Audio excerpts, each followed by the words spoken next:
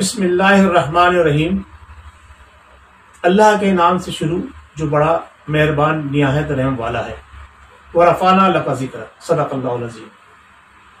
ناظرین، پروگرام باتیں کھری کھری میں آپ کا میزبان ایم ایس اطہر قریشی BBC Urdu.live کے ساتھ آج کا موضوع پاکستان میں فتنہ قادیانیت کو ہوا دینا اور قوم کو قادیانیت کی اس ابھرتی ہوئی کوششوں اور کاوشوں اور قادیانیت کے پھیلاؤ کو روکنے کے لیے کس طرح سے میدان عمل میں آنا ہے، ان کی ذہن سازی کے حوالے سے ہے۔ ناظرین، ہماری حکومت نے جس دن سے بھاگ دوڑ سنبھالی ہے، دیکھنے میں یہ آیا ہے کہ اس کی ترجیحات مسلمانوں نے پاکستان سے ہٹ کر کہیں اور کسی اور سمت میں جاتی نظر آ رہی ہے۔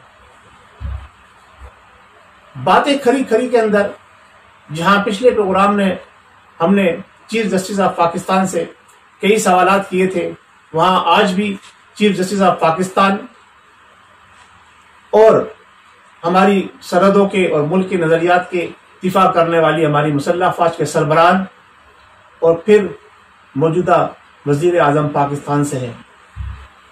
سب سے پہلی بات تو یہ کہ پاکستان میں اسلامی نظریاتی کونسل بنی ہوئی ہے۔ اگر تو اس اسلامی نظریاتی کونسل کے قیام کا مقصد کیا تھا یا کیا ہے؟ کیا حکومت نے قادیانیوں کو اقلیتی بینچوں پہ بٹھانے سے پہلے اسلامی نظریاتی کونسل سے مشورہ کیا؟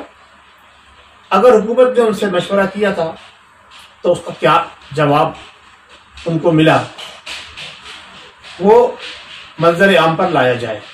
اور اگر حکومت نے اسلامی نظریاتی کونسل سے مشورہ ہی نہیں کیا، اپنے تئیں یہ فیصلہ کیا ہے، تو یہ بتایا جائے کہ اسلامی نظریاتی کونسل کے بنانے کا مقصد کیا ہے۔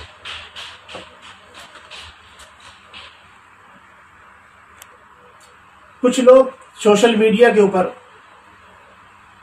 اقلیت کی تعلیم دیتے ہوئے، تعریف بیان کرتے ہوئے اقلیت کے اوپر کہ اقلیت کسے کہتے ہیں، یہ عوام کو سمجھاتے ہوئے نظر آ رہے ہیں۔ میرا ان سے سوال بھی ہے اور مشورہ بھی ہے، کیا آج کے اس سوشل میڈیا کے دور میں آپ پاکستان کی عوام کو اتنا بیوقوف سمجھتے ہیں کہ وہ یہی نہیں جانتے کہ اقلیت کیا ہوتی ہے اور اقلیت کسے کہتے ہیں یا اقلیت کے کیا معنی ہوتے ہیں؟ ناظرین، حکومت کو قادیانیوں کو اقلیتی فرقے میں شامل کرنے یا ان جماعتوں کے ساتھ شامل کرنے جو اقلیتی جماعتیں پاکستان کے اندر ہیں، اتنی جلدی کیوں ہے؟ ایک طرف تو ملک کے جو حالات اس وقت چل رہے ہیں کہ پوری عوام پریشان ہے، پورے بزنس کمیونٹی پریشان ہے، پورا طبقہ جو ہے وہ اپنی روزمرہ کی معمولات سے ہٹ کر ایک کوارنٹائن ہوئے ہیں اور اپنی زندگی گزار رہے ہیں، قید کے اندر زندگی گزار رہے ہیں۔ مساجدیں میں لاک ڈاؤن چل رہا ہے اور عوام بے روزگار ہیں اور بھوک اور پریشانی کا عالم ہے۔ دوسری طرف حکومت کو یہ اقدامات سوچ رہے ہیں کہ وہ جناب علی ایک نون ایشو کو ایشو بنا کر عوام کے اندر لے کر آئے۔ ان حالات کے اندر حکومت اگر کوئی ایسا اقدام اٹھا رہی ہے تو اس کے پیچھے اس کے کیا مقاصد ہیں؟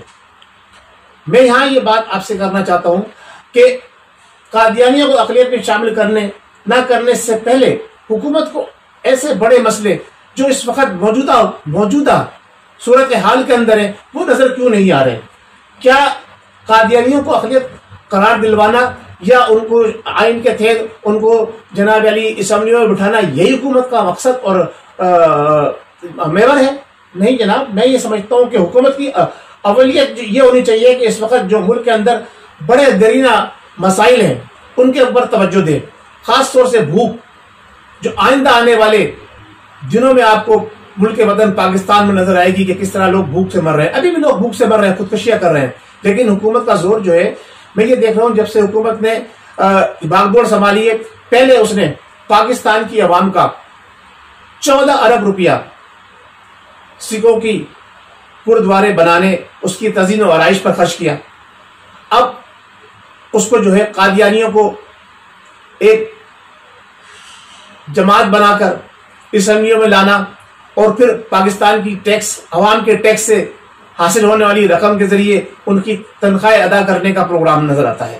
اور اس کے ساتھ ساتھ ان کو کیا اور امرات دی جائیں گی یہ اللہ بہتر جانے.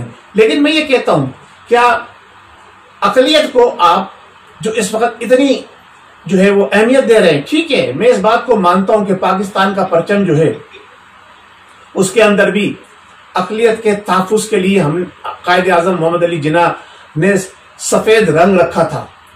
جہاں سبز رنگ مسلمانوں کی شناخت ہے اور ستارہ اور چاند جو ہے وہ ترقی اور روشنی کی مثال ہے، وہاں اقلیتوں کے لیے بھی حصہ رکھا گیا ہے.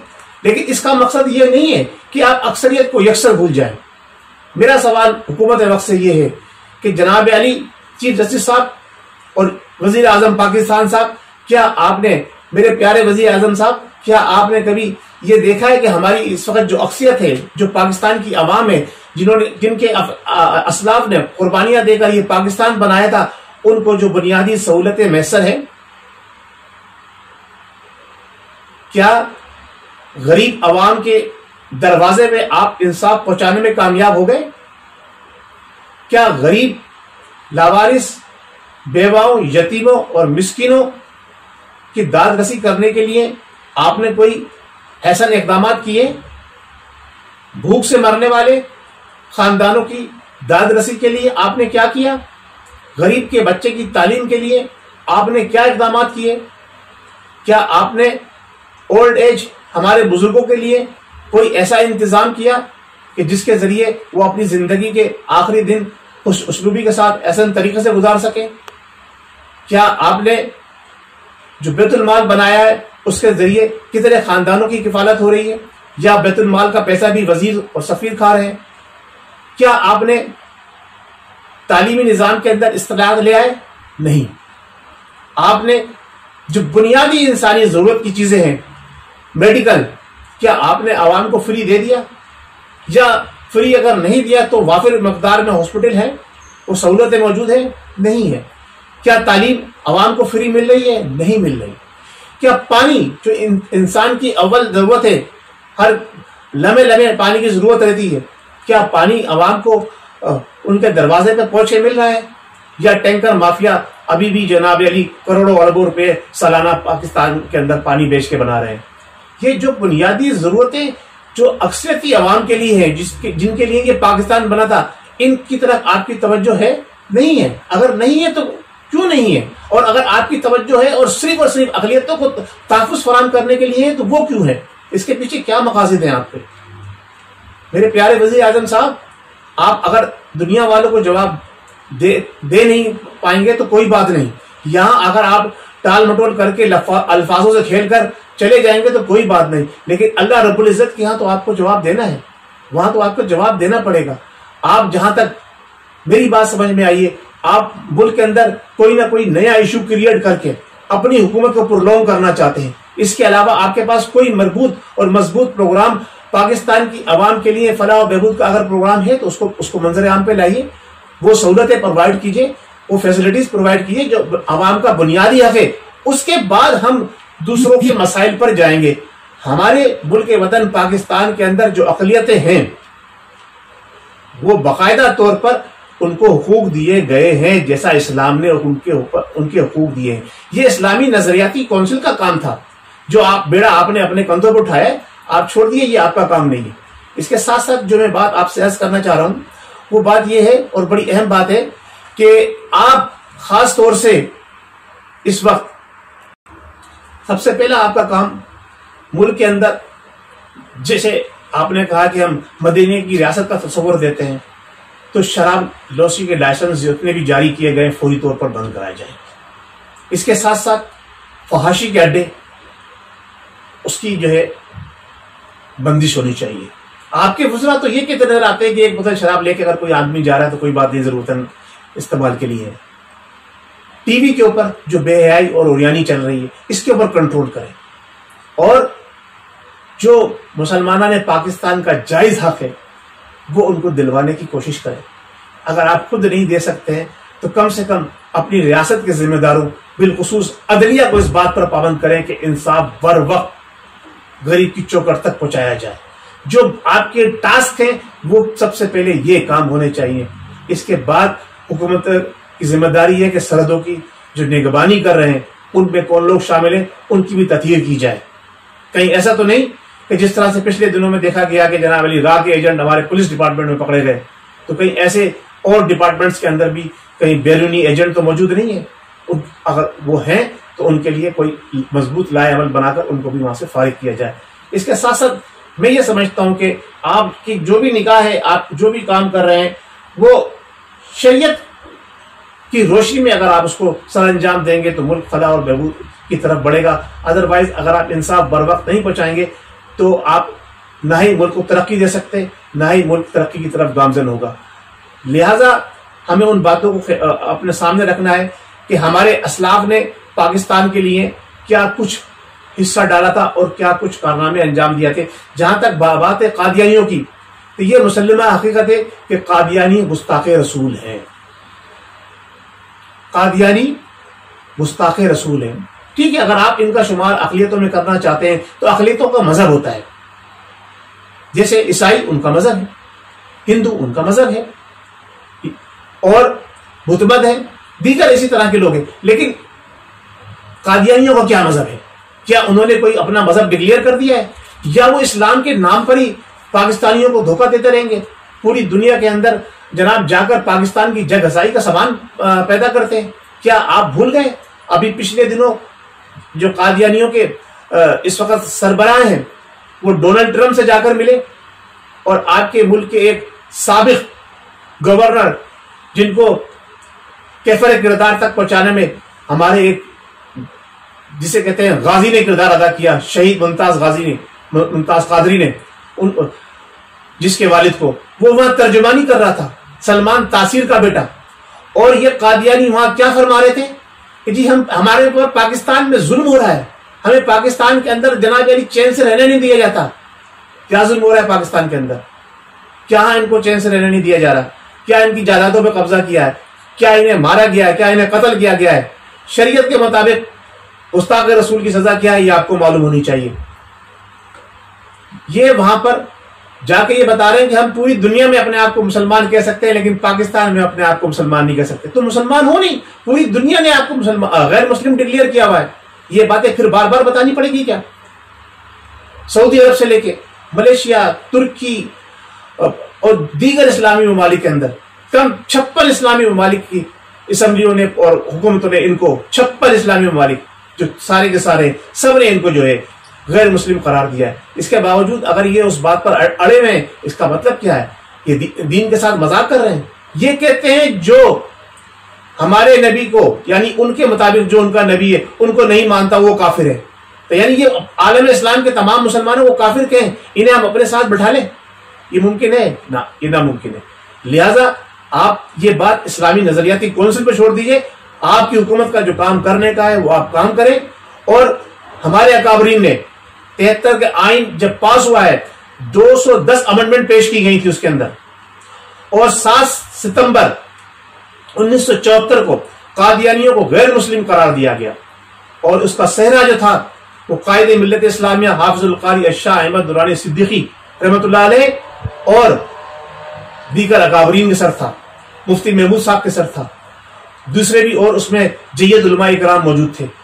ان لوگوں نے مل کر قادیانیوں کو وہاں پورا موقع فراہم کیا کہ آئیں وہ اپنا دفاع کے اندر جو کچھ کہنا چاہتے ہیں کہیں، جب وہ اپنا دفاع نہیں کر سکے، اسمبلی کے فلور پر ریکارڈ سارا موجود ہے، آپ چاہیں تو وزیر اعظم صاحب، میرے پیارے وزیر اعظم صاحب، آپ اٹھا کے اسمبلی کے فلور کا ریکارڈ دیکھ لیجئے اور اس کو پڑھ لیجئے، ایک دفعہ نہیں بار بار پڑھ لیجئے کوئی فیصلہ کرنے سے پہلے، کہ وہاں ان کو کتنا موقع فراہم کیا گیا، ان کو باقاعدہ تیاری کا ٹائم دیا گیا، لیکن اس کے باوجود جب یہ فیل ہو گئے تو میں سلام پیش کرتا ہوں ذوالفقار علی بھٹو کو کہ اس نے جو ہمارے علماء اکرام نے جو وہاں پر مسودہ تیار کیا تھا اس پہ دستخط کیے اور قادیانیوں کو غیر مسلم قرار دیا گیا، یہ ان کے تابوت میں آخری کیل ٹھوک دی گئی، اس کے بعد قادیانیوں کی کوئی جگہ نہیں پاکستان کے اندر اگر یہ اپنے آپ کو غیر مسلم ڈکلیئر نہیں کرتے۔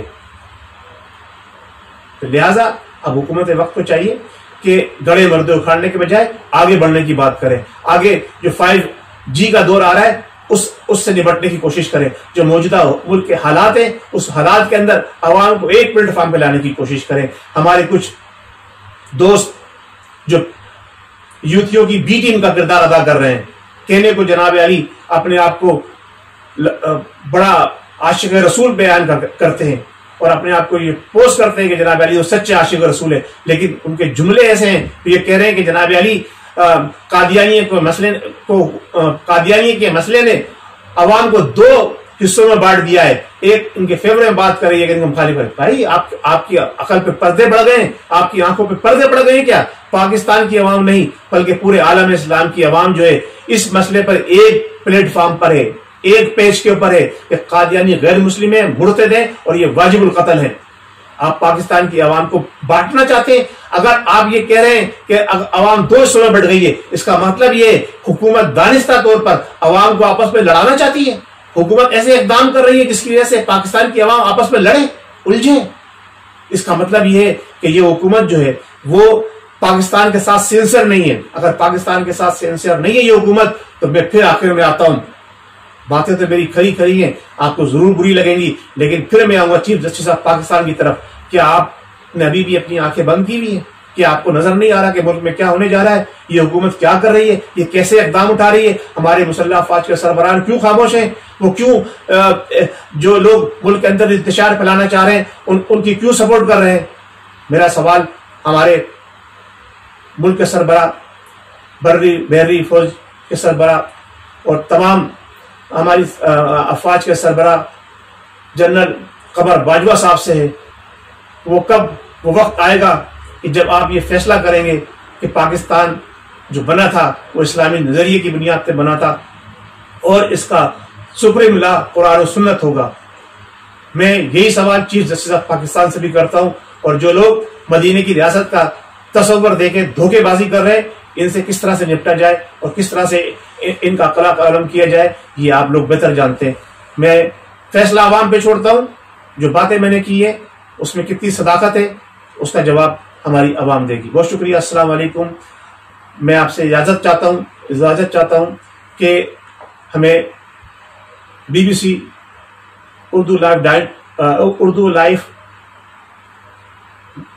پر جو ہے انشاءاللہ تبارک و تعالی پھر آپ سے ملاقات ہوگی۔ بہت شکریہ، السلام علیکم ورحمۃ اللہ وبرکاتہ۔